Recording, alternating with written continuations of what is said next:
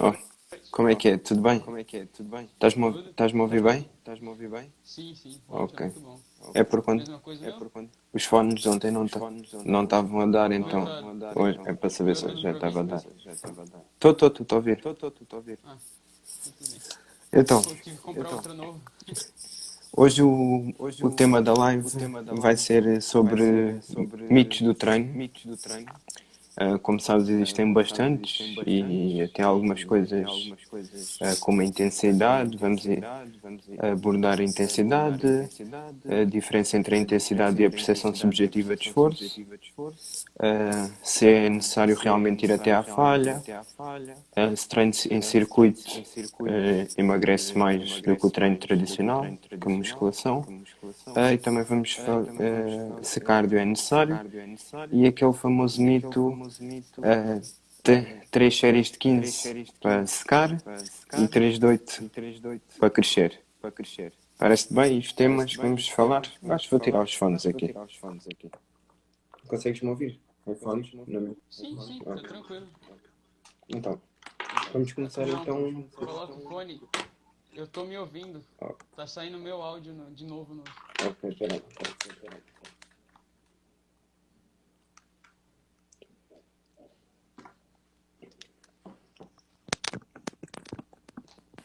E agora?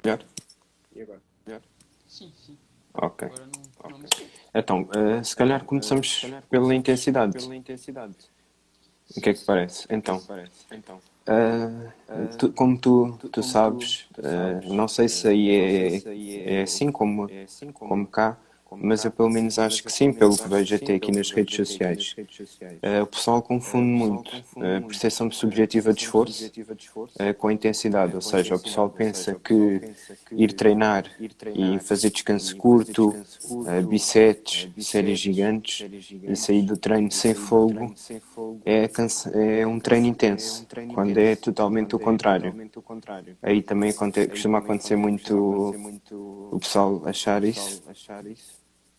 Sim, sim, eu creio que isso pode ser uma má influência do que as pessoas falam na internet. Uhum, Porque, por exemplo, é vendido muito esse conteúdo do tipo, você vai comprar essa série de treinamentos e você vai conseguir um resultado, por exemplo, de um ano em um mês. É uma coisa que é completamente ilusória, é vendida. Então, travou aí o teu. Já voltou, já voltou. Não foi mal. você confunde o que é a intensidade para quem está vendo você. E assim você acaba ficando confuso e deixando o seu público sem completamente perdido. E daí se dá essa confusão do que é PSE, percepção subjetiva de esforço, e o que é realmente a intensidade dentro do treinamento. Exato. E de facto nós vemos isso, principalmente no YouTube. Os grandes influencers tentam vender essa imagem de que o treino intenso é um treino onde existe, por exemplo, drop sets, o treino cheio de drop sets, isometrias, porque isso na realidade é muito mais vendável do que um treino intenso com cargas altas, 3 séries de 6 a 8. E como isso é muito mais vendável, eles passam essa mensagem dessa forma, de forma a que possam vender o serviço deles com mais facilidade.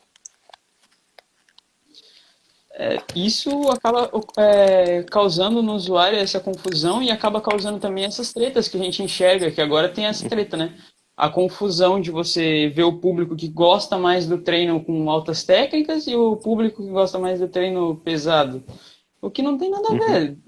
Sim. São duas coisas que podem ser usadas no treino. Com consciência, sabendo o que está fazendo, não vai. O que o público tinha que ter noção é que o que importa dentro do treinamento inteiro é o volume load total que você vai ter, e não a intensidade e quantas técnicas tem empregado no seu treino. E existe muito essa situação.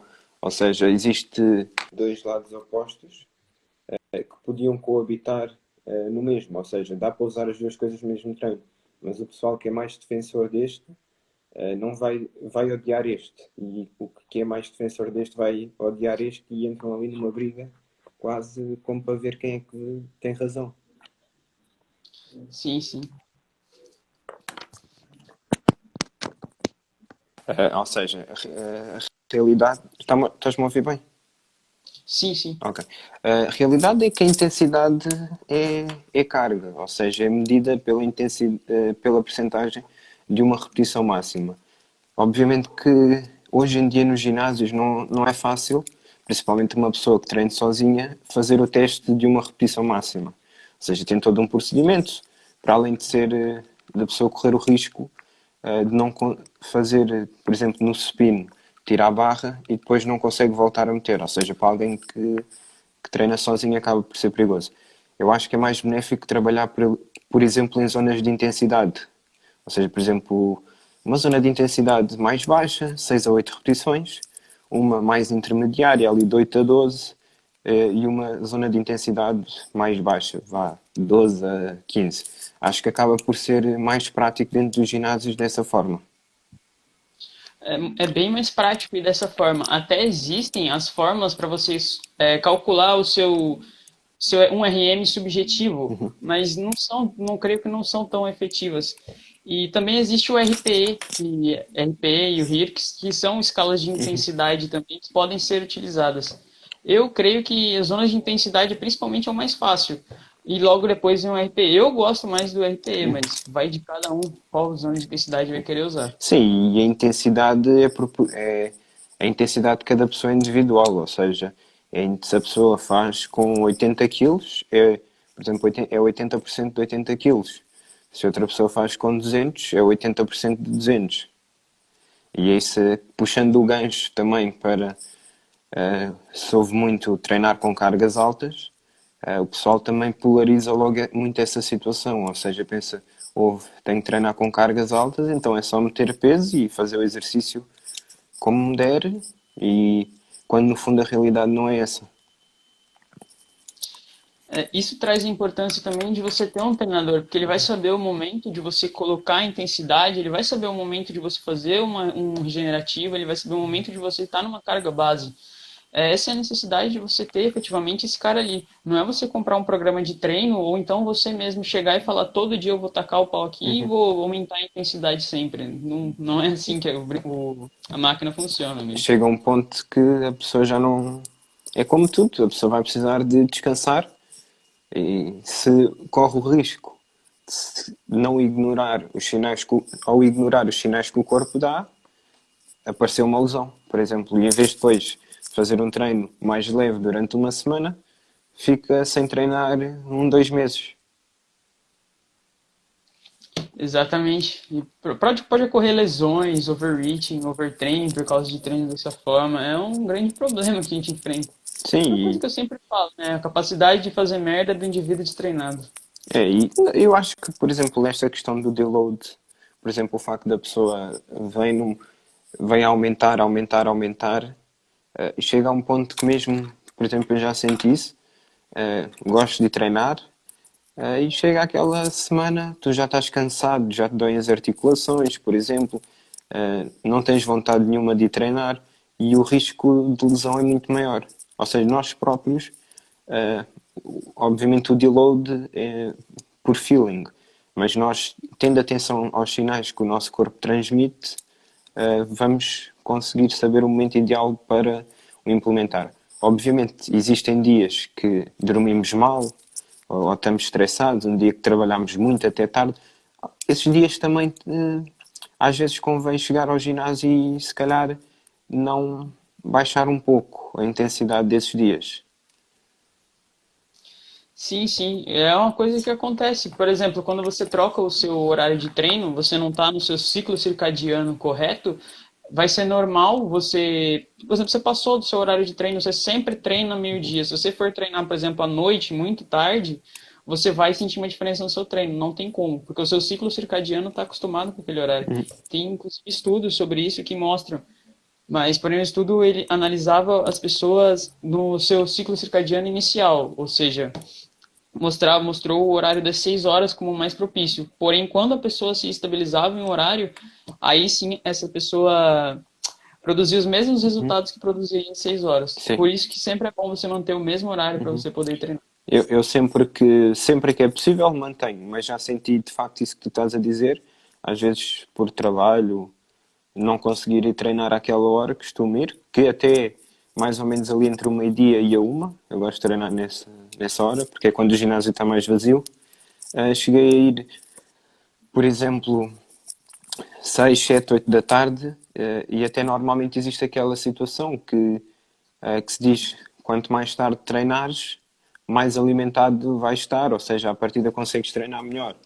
Mas também tem o outro oposto, quanto mais tarde fores treinar, fora do teu horário normal, mais estressado e mais cansado também vais estar. Ou seja, os dois pontos acabam por ficar balanceados. Sim. É, agora cabe colocar o no pain, no gain ou... Sim, podemos ir. Deixa-me só ir encostar a porta, desculpa. Deixa-me só ir. Sim.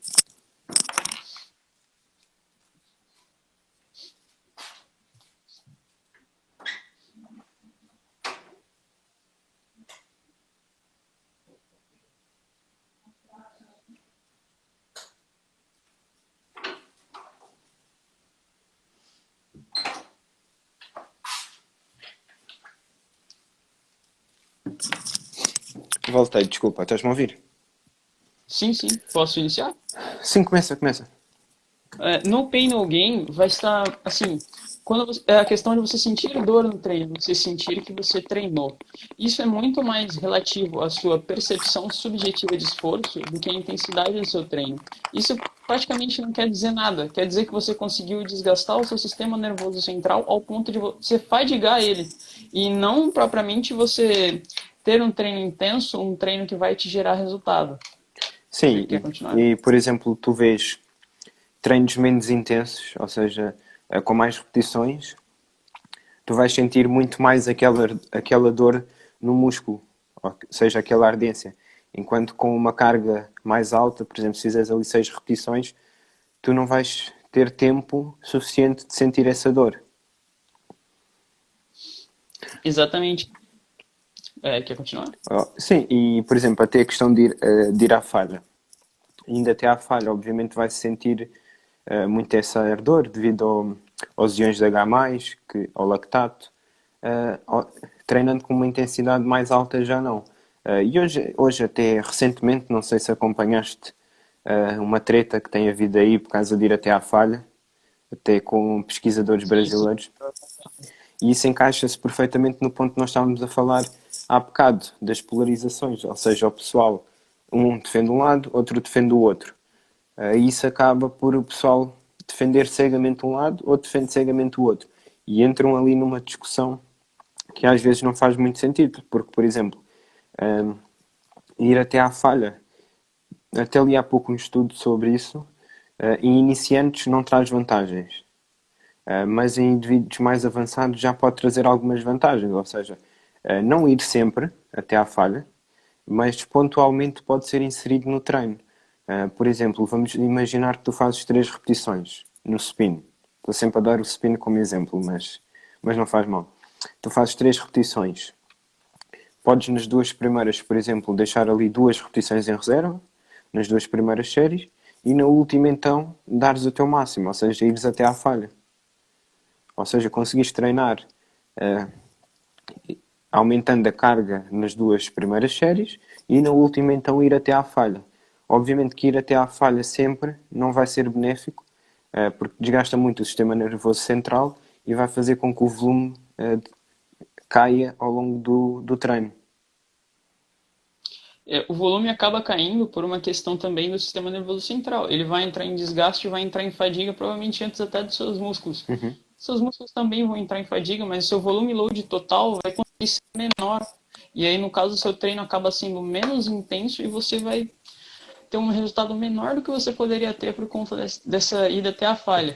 Porém, aí tem um grande porém, se compara muito o alto rendimento a um aluno qualquer. E, por exemplo, aí você vê pessoas defendendo treino até a falha que você fala que a pessoa nem treina. Sim. Então, acaba não levando a lugar nenhum essa discussão. Exato. Porque a própria pessoa não tem o conhecimento do que ela está falando. E outra coisa sobre isso, que eu também agora lembrei-me, por exemplo, tu vês muita gente que diz, eu treino até à falha. Mas essa pessoa se calhar não está mesmo a ir até à falha. Ir até à falha mesmo é complicado. Ou seja, porque existe pessoas que sentem ali o primeiro ardor no músculo, já param e, e já sentem que isso é a falha. E inclusive existem exercícios que é perigoso ir até à falha. Por exemplo, um agachamento, um supino, se estiver sozinho. Por exemplo, um terra já não, porque falhas, largas a barra e está tudo bem. Mas há exercícios onde são perigosos. Ir até à falha. Para quem não entendeu por que esses exercícios são perigosos, é porque o momento em que você faz mais esforço é aonde você está no momento do exercício que você vai ter que levantar a barra, por exemplo, no supino e no agachamento. Nos dois você vai estar lá embaixo e aí você vai falhar. Então você não consegue voltar mais a barra para o lugar, você ficaria preso. Ou cairia no chão, no caso do agachamento. E, e eu acho que dificilmente alguém consegue treinar durante muito tempo durante muito tempo, ou seja, meses, semanas, sempre até à falha. O risco de Com lesão. certeza cairia um overtraining. Sim, Não tem. com toda a certeza. Circuito para emagrecer agora? Você gostaria de comentar? Isso.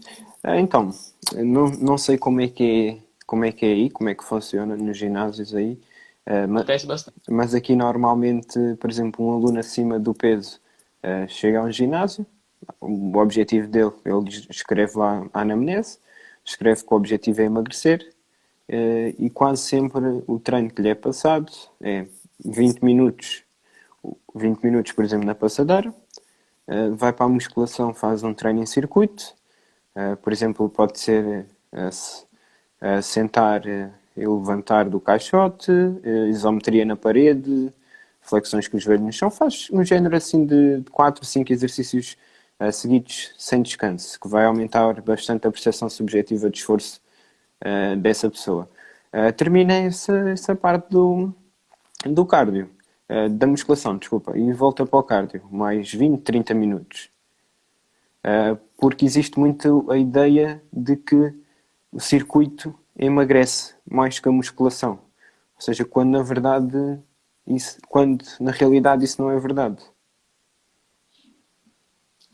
As pessoas elas não pensam como um todo. Quando você faz a musculação aliada, por exemplo, a um cardio, apesar do cardio não ser essencial, você tem, por exemplo, uma recomposição corporal a qual você vai conseguir ganhar musculatura e perder gordura. Isso acontece muito provavelmente com indivíduos destreinados na maioria das vezes. É bem difícil fazer isso com um indivíduo já bem treinado.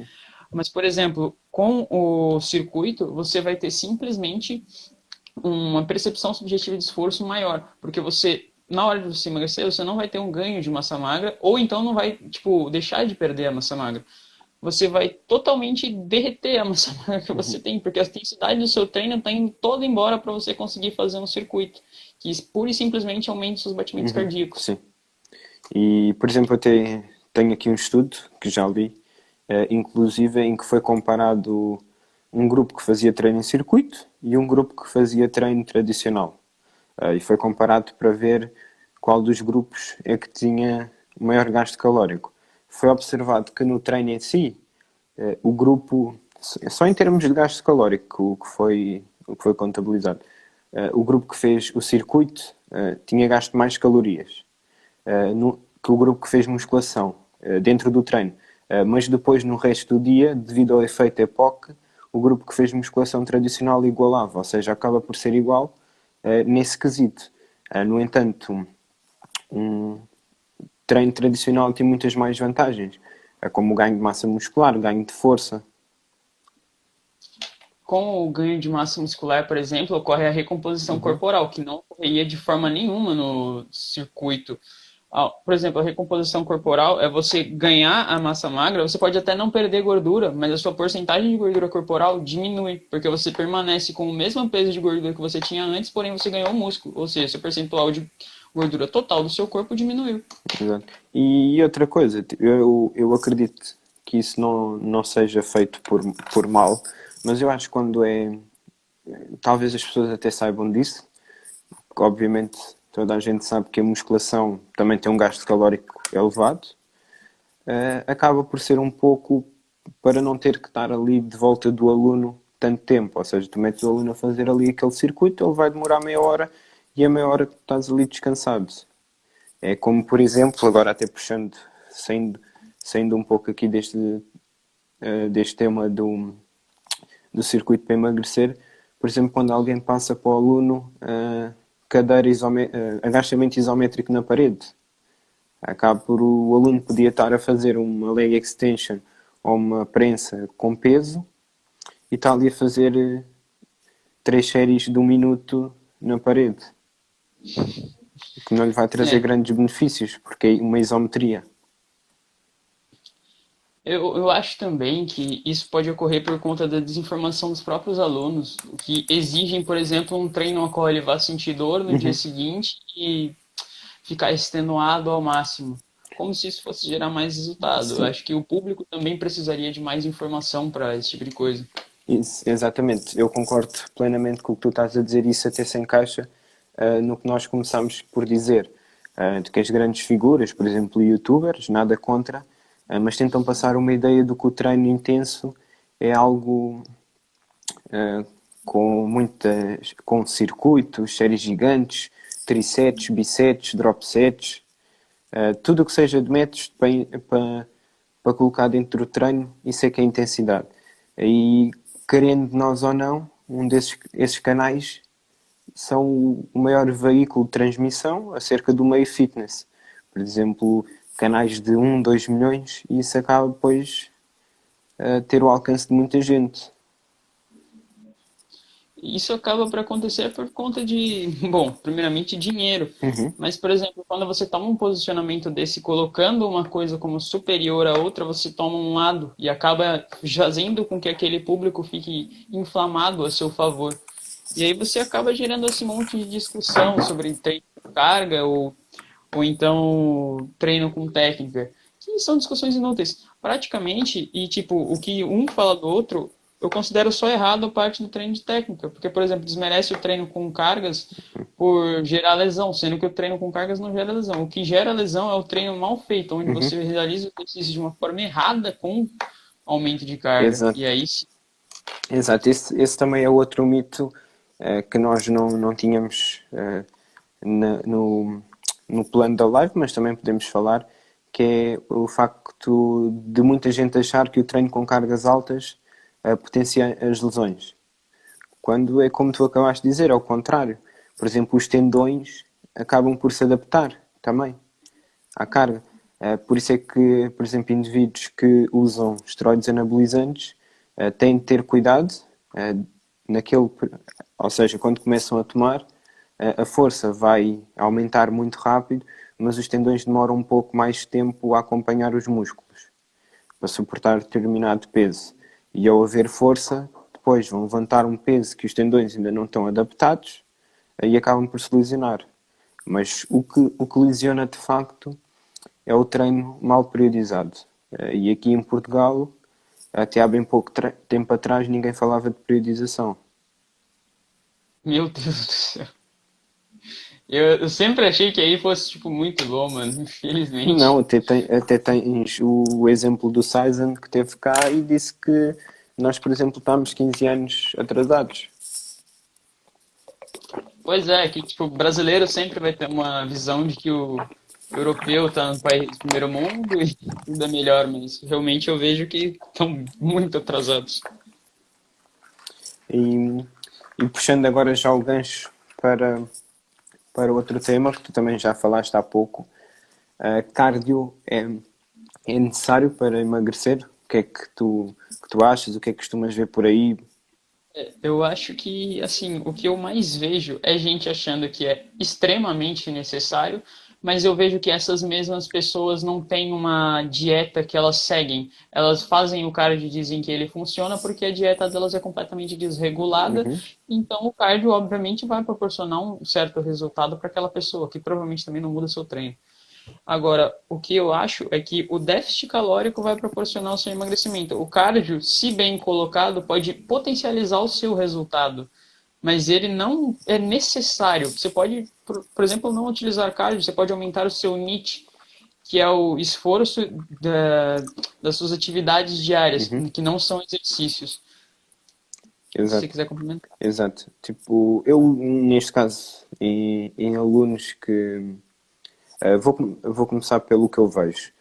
Eu vejo que pessoas, por exemplo, que está acima do peso, vai para o ginásio, o objetivo é só perder peso. Essa pessoa não vai treinar musculação.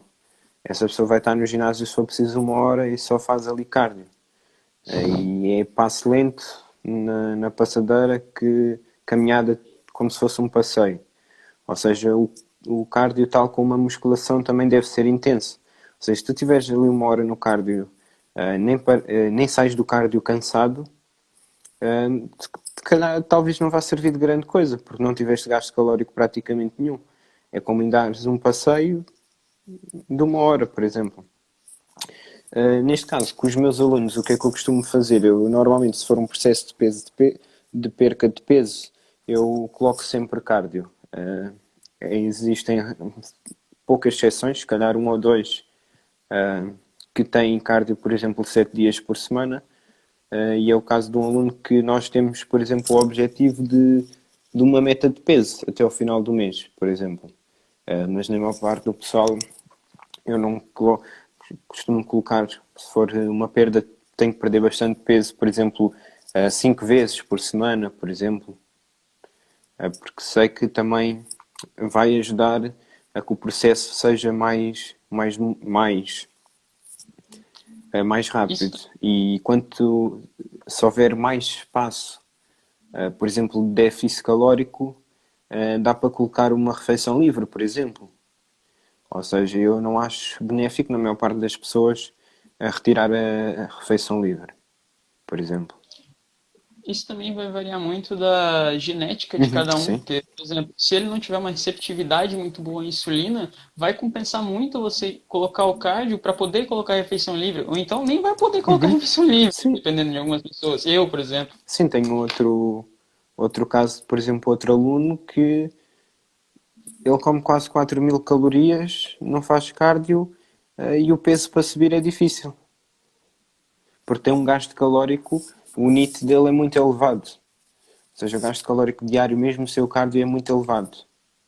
E também, lá está, tem que ter uma boa sensibilidade à insulina.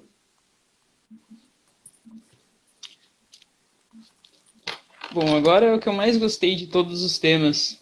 3 de 8 para crescer e 3 de 15 para secar. Esse tema, É, eu acreditava nisso quando entrei na academia. Eu gostei pra caramba. eu também.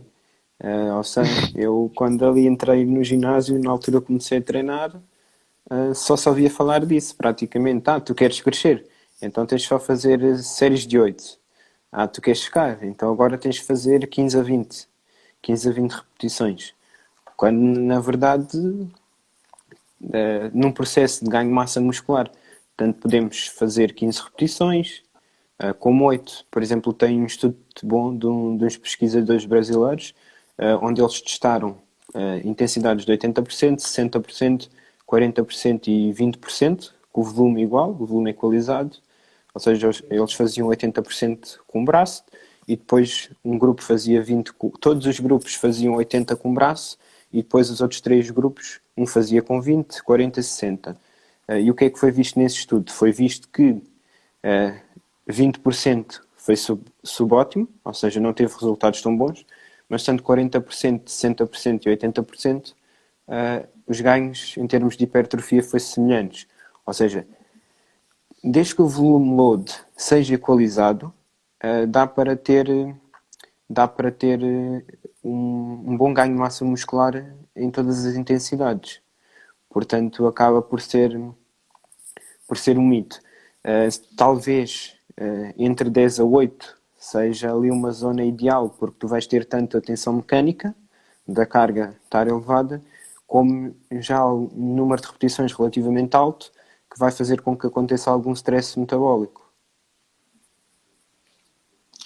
No caso, e não, já começando de cara, não tem nada a ver 3 de 8 para crescer e 3 de 15 para secar. Mas só para elucidar um pouco esse assunto para vocês, o que vai interessar não são a quantidade de repetições. Você poderia até medir o seu treino pela sua série, seria uma forma interessante de você medir a intensidade, quer dizer, o volume load do seu treino. Porém, o melhor método de todos é você utilizar a fórmula do volume load, é multiplicar as Uhum. repetições, séries e a sua carga. Isso é o que vai medir Sim. certinho o seu treino, vai possibilitar de você incrementar uma técnica, incrementar a carga em um exercício específico, onde você de repente tem um ponto do seu corpo ao qual não se desenvolveu Uhum. tão bem. E é assim que você vai poder montar efetivamente um treino muito bom. Exato. Exato, isso é a forma mais completa. Mais fácil mesmo é o número de séries. Acaba por ser mais simples para a maior parte do pessoal que não vai ter tanta paciência para estar a fazer o cálculo. Até é relativamente simples tu colocares isso numa tabela do Excel, que aquilo automaticamente faz os cálculos. Agora, qualquer pessoa consegue controlar o seu volume de treino, basta contar o número de séries que faz. Outra coisa que também te queria perguntar, que estava aqui inserida no cardio, que às vezes me perguntam, por exemplo, eu coloco na pessoa 3 cardios de 30 minutos. Vamos dar um exemplo. E a pessoa pergunta-me, qual é o cardio, qual é o melhor cardio para emagrecer? Não existe melhor cardio para emagrecer, já começando de cara. Você pode fazer qualquer um cardio, aquele que você se adaptar mais vai ser o melhor para você, porque você vai conseguir manter ele pelo tempo que for necessário. Agora, se você quer comparar o cardio em jejum com o cardio alimentado, não vai ter diferença, porque no cardio alimentado você vai conseguir colocar uma intensidade melhor no seu cardio.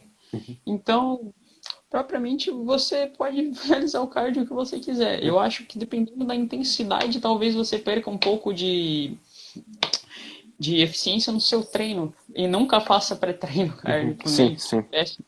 Também Tirando isso, o resto é válido. tive, por exemplo, eu acho que, por exemplo, às vezes no ginásio as pessoas também perguntam qual é a máquina que devo fazer de cardio para emagrecer. Eu digo, faz aquela que gostas mais, vai acabar por ser indiferente e ao fazeres a que gostares mais, a pessoa vai ter mais aderência. Por exemplo, Eu prefiro o bike elíptico porque não vai ter tanto impacto, mas isso vai de cada um mesmo. eu gosto de bike, até porque como tenho uma, acaba que estou mais habituado a fazer na bike. E a elíptica também e escadas. Passadeira não gosto tanto. Também. Mesma coisa. Aqui não tem, por exemplo, escada, mas no caso eu uso mais a bike e o elíptico eu não gosto porque eu não experimentei quando eu tive oportunidade, então eu acabei não aprendendo como se usa, então eu acabo usando mais a bike mesmo. Também é o meu preferido. Agora, por exemplo, também em relação àquele assunto que puxaste do cardio em jejum, eh, eu normalmente, eu normalmente não coloco nos meus alunos porque não vejo necessidade. Eles podem fazer o cardio num outro período qualquer do dia, exceptuando pré-treino, podem fazer em qualquer outro período do dia. Agora, se a pessoa me perguntar, mas posso fazer em jejum, gosto de fazer em jejum? Eu vou dizer, claro que sim, podes fazer, mas não é superior a outro tipo de cardio. Basicamente, eu vou explicar aqui para vocês o porquê que tem gente que coloca um como superior ao outro. Eles querem vender alguma coisa para vocês. É como os métodos de treino. Por exemplo, o HIIT. O HIIT, quando saiu, vendeu muito porque prometia aquele milagre, emagreça treinando 3 vezes por semana, ou algo assim do género. Obviamente que vendeu muito. E até houve um estudo que foi retratado, acho, sobre IT, onde todos os estudos diziam que o IT não era superior a outro tipo de cardio, e foi mostrado que não era superior em termos de perda de gordura. E só aquele é que mostrava, e acho que foi retratado. Depois eu procuro e invito. Para mim, acabou os temas. Você tem Para alguma coisa, mim, uma pergunta pra para mim colocar? também eram mitos que nós costumamos ver, que já observamos ou que já acabaram por nos perguntar e nós resolvemos fazer esta live hoje também para esclarecer o pessoal alguma dúvida que tenha ficado, podem perguntar aí que nós respondemos. É, bom, só fazendo aqui a despedida antes de qualquer coisa. Caso tenha uma pergunta, a gente vai responder. Mas, eu sou o dono da página Treinador Camargo. Se vocês quiserem, por favor, dá uma passadinha na página para ajudar. Vou ficar muito feliz. Eu agradeço muito ao João aqui pela oportunidade de aparecer de novo. Já fica o convite para fazer mais uma live lá comigo. Ok, eu agradeço. João é um grande parceiro, é um cara que sempre está muito voluntarioso para fazer os conteúdos, então é muito bom trabalhar com ele. E é isso aí.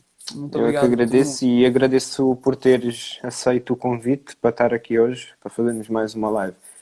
Eu vou salvar a live e deixar no IGTV e vou deixar lá o teu Insta. Quem quiser ir lá seguir e ver os conteúdos, são conteúdos muito bons e podem seguir, o conteúdo é bom. E mais uma vez obrigado por teres aceito. Então vá. Bom, é isso. Acho que é isso. Obrigado, boa noite.